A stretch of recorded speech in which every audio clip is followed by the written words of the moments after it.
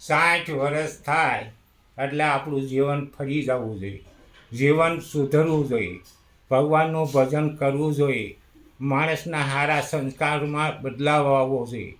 પછી આખી જિંદગી આપણે બાળપણથી જે કાંઈ નાટક રમ્યા હોય એ 60 વર્ષે આપણે છોડી દેવા જોઈએ. જે કાંઈ કાળા ખેલ કર્યા હોય, પાપ કર્યું હોય, અકર્મ કર્યું હોય, તો હવે છેલ્લી આપણી ઉતરતી અવસ્થામાં ભગવાનનું ભજન કરવું જરૂરી છે. કારણ કે આજે પંચભૂતોનો જે દેહ ભગવાને આપ્યો એમાંથી જ્યારે આત્મા એક સોનાની ઈંટ બનાવી અને સોનાથી શણગારી એ કહ્યું કે આ કાચી માટીનું એક ખોળિયું ભગવાને બનાવવું. જેથી તેથી આ શમશાનમાં જવાનું, આત્મા એની જગ્યાએ જતો રહે. તો આત્માનો આધાર કોણ છે એ તો આપણે વિચારવું જોઈએ. જો પ્રભુનું ભજન કર્યું છે તો આત્માનો હાથ પકડશે અને સારા કર્મ આપને આપશે.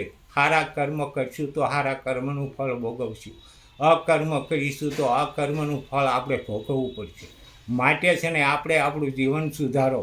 હજી આપણી બાજી બગડી નથી. 60 વર્ષ પછી હાથ કામ કરતા બંધ થઈ જાય, પગ હાલતા બંધ થઈ જાય.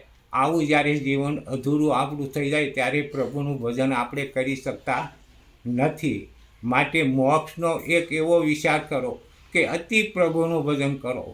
કરેલા કર્મના બદલા ભોગવવા જ પડશે અને કરેલું કોઈ દી જાતું નથી. સાધુ સંતો એમ કહે છે કે ભાઈ જે કાંઈ કર્મ કર્યું એ કર્મ કદાપી જીવનમાં જાતું નથી. ઉપર જાહું તો આપણે ભગવાન આપણે બધું પૂછશે કે તું શું કરીને આવ્યો, ત્યારે આપણે નિસ્સુ જોવાનો વારો આવશે.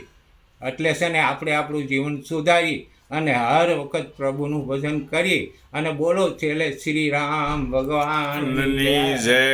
દોસ્તો, આ દાદાએ સરસ મજાની વાત કરી. તમને ખ્યાલ જ હશે અમારા ફાધર છે. અને આ વિડીયો તમને પસંદ આવે, વાત સમજાણી હોય, છેલ્લે સુધી તમે સાંભળ્યો હોય તો બીજા બધા મિત્રોને ગ્રુપ સર્કલમાં શેર કરજો. ખૂબ સરસ વાત કરી દાદાએ. ખૂબ ખૂબ આભાર તમારો. Thank you very much. જય શ્રી રામ.